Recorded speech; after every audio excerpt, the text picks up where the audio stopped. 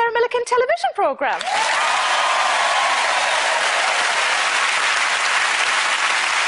People say parents shouldn't use the TV as a babysitter, but I think it's fine, as long as the TV is over 14 years old. When I'm watching telly, I like to put the subtitles on. There's nothing wrong with me hearing. I just like feeling superior to people who can't spell there and there and your and your.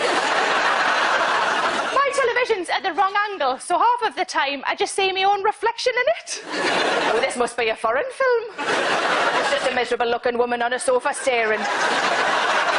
People say don't sit close to the telly because it's bad for your eyes. It's also bad for my self-esteem. I've got Sky TV at home. The satellite bloke came to the door. He said, "Did you order a dish?" And I thought, you're a bit full of yourself.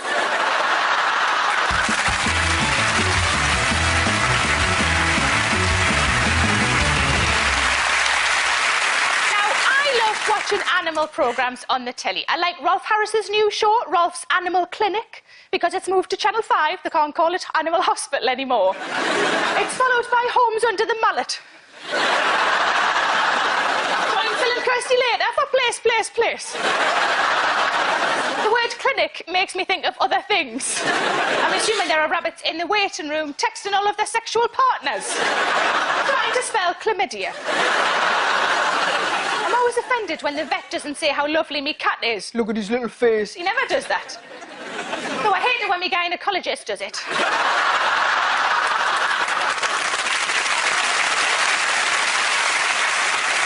Oh, look, it's smiling at us. I'm not really good with big animals. I've only sat on a horse once. It was at the school fair and it was more of a mule. Within 5 minutes, it had stood on my sister's foot and broken me fanny. I've got a horrible feeling that he was my first boyfriend. You know that show, Walking with Dinosaurs? We liked it so much, we went to see the arena tour. There were animatronic dinosaurs and some with men working them. There was a little girl about 5 sitting beside us with her mum who was trying to figure out how the brontosaurus was moving. She said, "I know they're not real, as they died a long time ago. And there can't be a man inside because they're too big. So it must be a giraffe in it." Since getting a kitten, I don't really watch cat videos anymore on the internet. It's lovely having a real kitten, though he doesn't play the piano as much as I expected. To be fair, he is quite restricted in that little jacket. I do feel sorry for meerkats. People must just walk past them in the zoo these days. I'm not bothered about them. I've got one at home that sits on my bed in a little cravat. Me and my fella always prioritise when going around the zoo and say the animals first that are likely to die out. It's also the best way to see relatives at Christmas. David Attenborough has taught me a lot about animals. Female black widow spiders eat their mates after sex. Lucky buggers. I'm always starving after sex. If I miss me lunch, I could have a threesome. Miss me lunch. At 15 inches, the eyes of the giant squid are the largest on the planet, especially when they've just found out what calamari is. I thought it was onion rings. The world's biggest dick can be found on a blue whale. And I thought it was on Top Gear.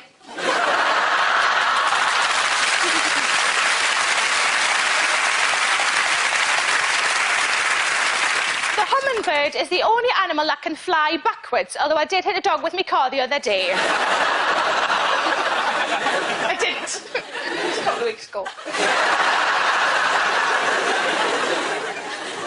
Red-eye tree frogs don't really exist. That's just how they look if you don't turn the flash off on your camera.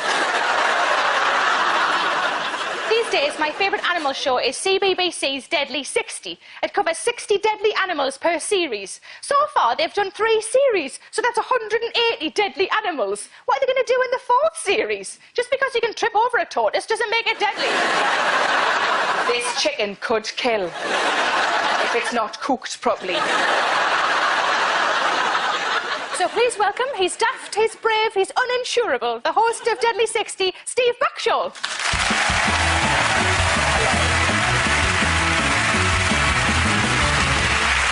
Hello, Steve. Hello, hello. How you for coming on the show. Let's have a look at you in action with a giant squid. For protection, safety diver Scott, cameraman Simon and I have to wear chainmail suits like medieval knights going scuba diving. Look at that! Wow! At first, he didn't seem that pleased to see us. Look at all the ink it's squirting into the water! And in here, that's where that snapping beak is. Just there. Take great care.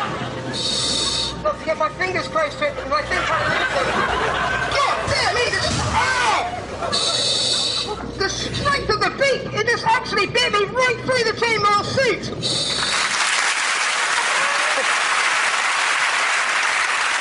What exactly did he bite you with there? That was with its beak. It's kind of like a big parrot's beak that's right in the centre of all those arms, and it's the only hard part of the body, and it could actually break your bones even through the chainmail. Because I thought he was just flirting for a bit, you know, just like, look what I've got down here. No, it wasn't that at all, OK. You are known as an all-round action man, aren't you? So have you got actual genitalia, or are you just dead smooth down here?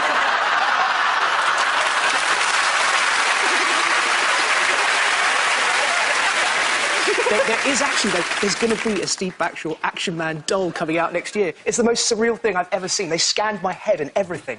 And it's like a 10-inch version of me. So that's going to be smooth, then. Oh, you're way ahead of us with the 10 inches. It would be a little bit odd if it wasn't. OK, but that would be, yeah, because it's for kids. Yeah. It's not for big girls like me. So not for the mums. Do you think people watch your shows to see if you'll get injured or killed? Without a doubt. But the first thing that kids ask is, when was the last time you got bitten? And what was the thing you're most scared of? And what was the thing that nearly killed you the most? And it's the thing that fascinates people. They desperately want to see me get munched. What was the thing that nearly killed you? Not in that way. They are. And I apologise. This is definitely your crowd, not mine, yes, isn't it? It is my crowd. They say innuendo in every sentence. What was the thing that almost killed you? I think probably on the last series, the closest one, or certainly the one that took us most by surprise, we were filming Komodo dragons. And most of the time, because they're cold-blooded, they sit around doing absolutely nothing, and they're kind of dull. So what I wanted to do was to get them feeding. So I dragged a piece of meat sort of through the area where they were, and they just went, and all of a sudden went into predatory mode, and they started hunting us. But you sort of brought that on yourself, didn't you, Flower? Some might say that I should have seen it coming. Yeah. And when was the last time you were munched? We all want to know, don't we? Yeah. If memory serves, quite a long time ago. Something tells you might have some volunteers tonight. One thing I've noticed watching your shows, I do love your show, one thing I've noticed is that you're often topless, aren't you? And we've got a photo to show everybody. I mean, I looked at a few photos just for research purposes, and I like that one best because that looks like what you'd look like sort of lying down on. I'm sort of imagining myself as a craggy old rock in this situation. I approve. I'll just put that one into the bank. Oh, it's got a bank. Camouflage, I understand it. Why don't zebras? Well, there's a serious answer to that. There is a serious answer. Tell us the proper answer, then. Well, the serious answer is that their main predator is the lion, and the lion has massively reduced colour vision, so they don't really tend to see in colours. And so the black and white stripes that are created by zebras, particularly when they're running in a herd, cause confusion. They blend in with all of the sort of the reeds and the grasses that the zebras are running in. And actually, once they're moving, it becomes a really efficient camouflage against the eyesight of the lion that's feeding on them. So do they ever stand in a row? And then somebody will come up, like another animal will go, like an antelope will just come up and point at the lion and then go, can you see them? And you go, see what? Yes! I love that. There's a proper answer to that. That's brilliant. There's a question that I've always wanted to ask you. Does Bear Grylls shit in the woods?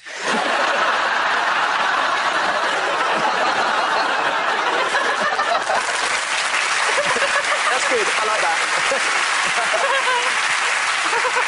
I'm pretty sure he does. Anyone who spends some time in the outdoors, actually, it's one of the great pleasures of the outdoors. Is it? I'm serious, yeah, absolutely. Provided that you're not in Richmond Park, but you're actually, you know, miles from anywhere. Do you take stuff with you to... Use nettles. Nettles? You are crazy, aren't you? That was a joke. Oh, OK. Because you're so dangerous, you're so hard, I think you would do that. Yes. I'm going to wipe me arse with nettles. Nettles? Isn't the fix for nettles wee? Yes, isn't No, it? it's dock Oh, no, leaves. it's dock leaves. You're thinking of jellyfish stings. Oh, yeah. Why did that man weird me after the nettles, then?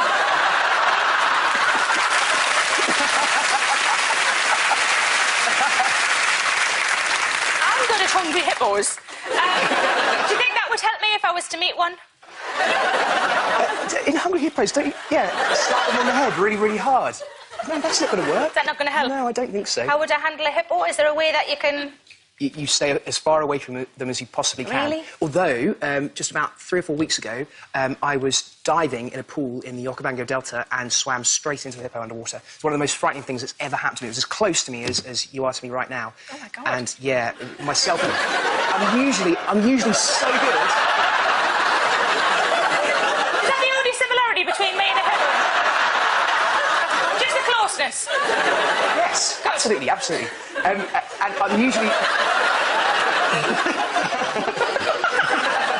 But you got away, obviously, because you're here tonight, thank God. I'm smart like that. I picked up on the fact that he was here, so he didn't die. You were also adventurer in residence at National Geographic. How does that work? I mean, were you there? Were you not? In residence. In residence. Adventurer. Yeah, it has to be the coolest job title I've ever had. I even had little business cards with adventurer in residence written on them. That is so cool. The first night that I got them, I went out with some friends. We went out and we went celebrating because I'd finally got this great job. And I gave each one of them one of my cards. And about 11 o'clock at night, I met this really attractive young lady and I started talking to her. And she said, "What are you doing for a living?" And I said, "Well, you're not going to believe this, but I've just got a job as adventurer in residence in the National Geographic." And she went, "Why do you boys always do this? You're so pathetic. You're the 5th bloke tonight that's come up and told me that."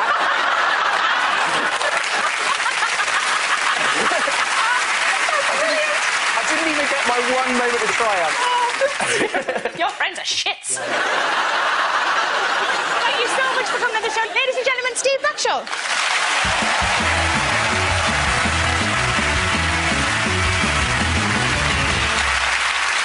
Now, I don't watch much sport on the telly, but I like the darts because I love the names. Phil the Power Taylor. My friend bought a laptop and she said, "I got it from a bloke they call the Butcher." I said, "Why do they call him that?" She said, "Because he sells meat." There are only 2 types of darts players. Type 1, overweight, and Type 2, diabetes. I do know some things about sport. Did you know that cheerleading is offered as a subject at 58% of schools? Cheerleading? Isn't that just a spelling test for slags? Give me an A! There's one thing I can be sure of, it's that you've never been given an A. Apparently, a volleyball player jumps about 300 times in each match. Mind you, so do nervous clay pigeon shooters. Jesus, what was that? To keep fit, we're all supposed to do something that makes you sweat for 30 minutes 5 times a week. So my boyfriend started watching Hollyoaks. The only way I would normally work up a sweat is going up some stairs or having a tricky poo. But when I walk in Topshop and the staff look up as if to say, "Is it for a present?" Surfing is one sport that looks like fun, but it's just like bad sex, isn't it? You lie down, you're a long way from where you need to be, and after 100 strokes, you're still no bloody close.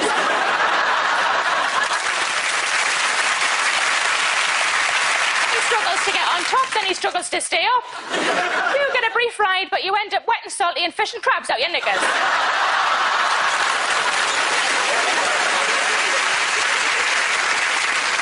On The World's Strongest Man, why don't they do more practical things like opening jars or windows that have been painted shut?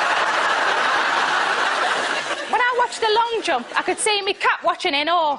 But he was looking at the massive sandpit and thinking the Olympics toilet facilities are brilliant. My mum enjoyed watching Daley Thompson on the Olympics. She's always loved him. When I was little, she'd say, "Ooh, I could drink his bathwater."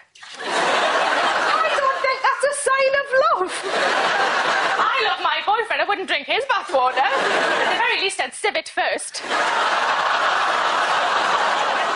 I did enjoy watching the Olympic closing ceremony. It was nice, for once, to see George Michael be part of a car crash when he wasn't behind the wheel. At school, we had a swimming teacher that never went in the pool, ever. We all wondered why. And then my friend said, maybe she's soluble.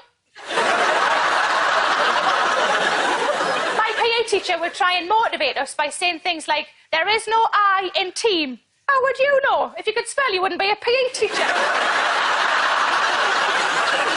I grew up watching all those American dating movies, so when I was playing rounders and the PE teacher told me to go for third base, I wanked him off.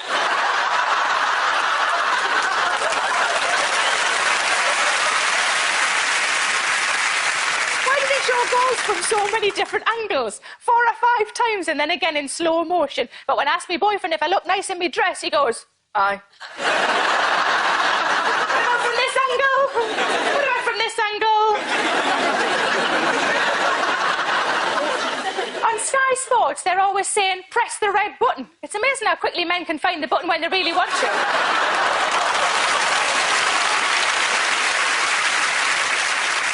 I've got a friend who loves football, and she told me about Soccer Saturday, where you watch blokes watching football. That's a bit weird, isn't it?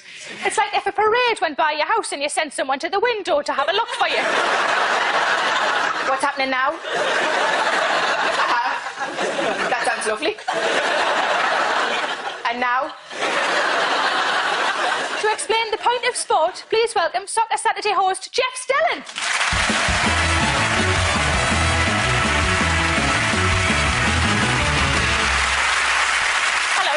Hi, Sarah. Thank you so much for coming on the show. Now, you have 10 seconds to persuade me why I should love football. Go! Absolutely easy. David Beckham, Jimmy Redknapp, Jose Mourinho, David Ginola, Wayne... No, why did Wayne Rooney get in there? Hot, fit, athletic bodies, pucker pies. Are you coming with me?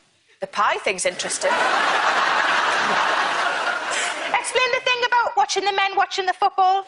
Does it make you feel a bit dirty?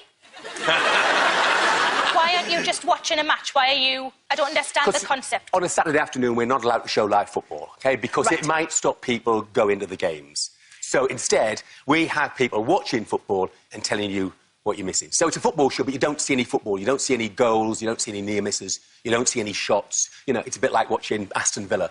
Did you pick that at random, or did you know that that's my boyfriend's football team? You've done research! You do look like you have fun on the show. We've got a clip here of you defending Middlesbrough after a survey named it the worst place in the UK to live. Let's have a look. Look, this is not a rant, but the people who compile this tosh, no disrespect, you know, are the type that go north of Rickmansworth only when they go to the Edinburgh Festival Fringe, and they think that everybody in the north lives in Coronation Street-style terraces. They're the type who buy skinny lattes and, you know, call their mushy peas guacamole. They're the sort who go out to the Ganges on holidays and some bearded bloke can sit them cross-legged and teach them to relax to the sort. Go on, Jeff. They're the sort who use their Blackberries in the silent carriages on British Rail, and they have baby shambles as their ringtone. They're the type who think that Little Britain was funnier than the Likely Lads. They've never been to Middlesbrough. They don't know about the Cleveland Hills. They don't know about the service put together by wheat-free cake eating, Montrachet filling, Guardian... Sorry, there's a goal to tell you about the goodness of Hartfield, Alan Smith.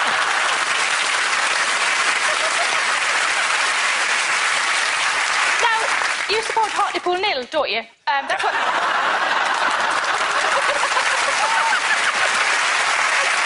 That's what they're called, though, isn't it?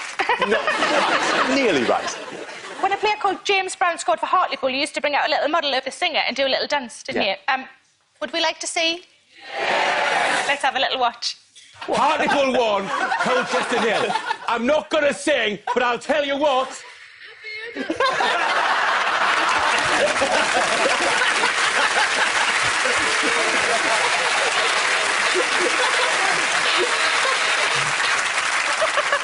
a player called David Goodwillie. Do you plan to do something similar with him? I don't do stand-up. You're a bit of a sex symbol, aren't you? No, he is. Don't be mean. Did you get pervy letters from fans? Occasionally. Did you get mine? You were the host of Countdown for a few years, weren't you? Did you ever get the conundrum? Got one conundrum in 3 years. How did you get the countdown theme out of your head? Like, were you in bed with your wife going... What? And 30 seconds was all I needed.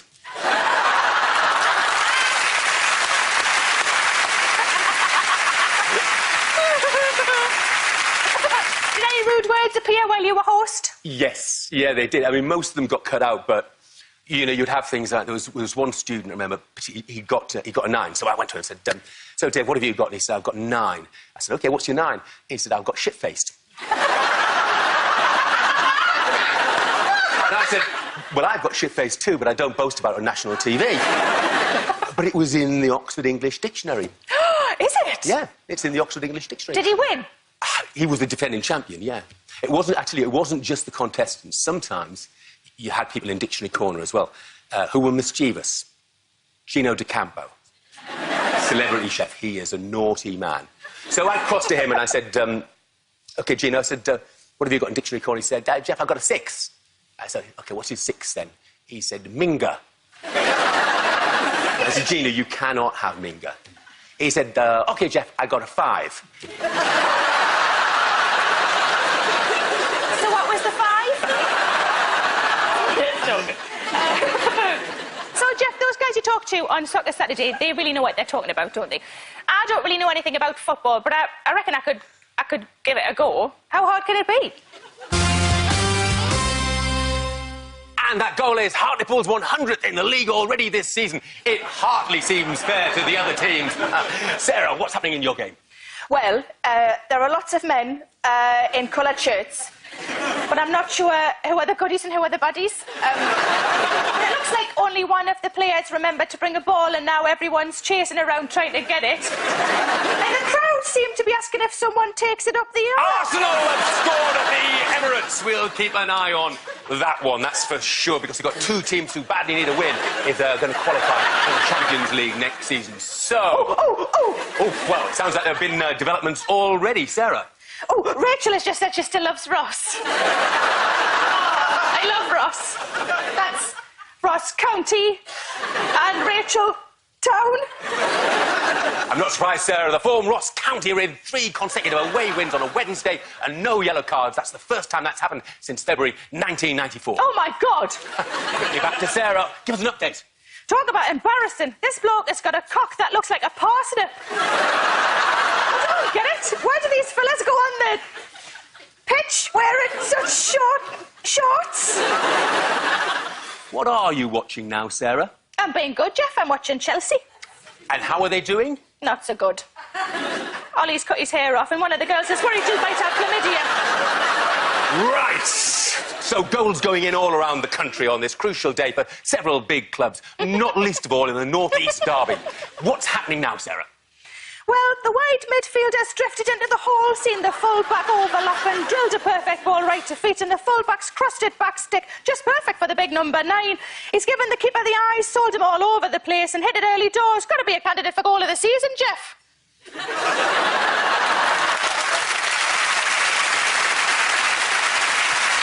Oh. Right. And then Del Boy fell through the bar and spilled his drink all over himself. Bloody hilarious. Show me the bloke with the parsnip cock. Thanks so much for coming on the show, ladies and gentlemen, Jeff Skellin.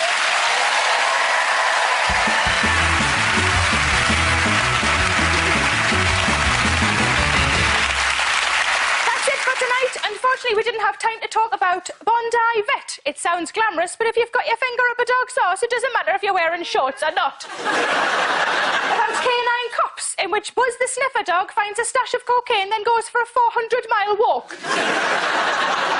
About Frozen Planet. For an animal, seeing David Attenborough turn up must be like seeing Kate Adie in the Middle East. You know you're in trouble. Question of sport. For me, the question is always, what's on the other side? About the dog whisperer. He's shagging me leg again. Get the broom. Never mind, he's finished. Get a cloth. And we haven't had time to talk about monsters inside me. That was a disappointment. Good night.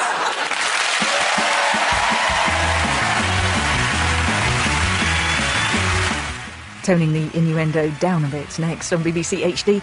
It's our regular appointment with Newsnight.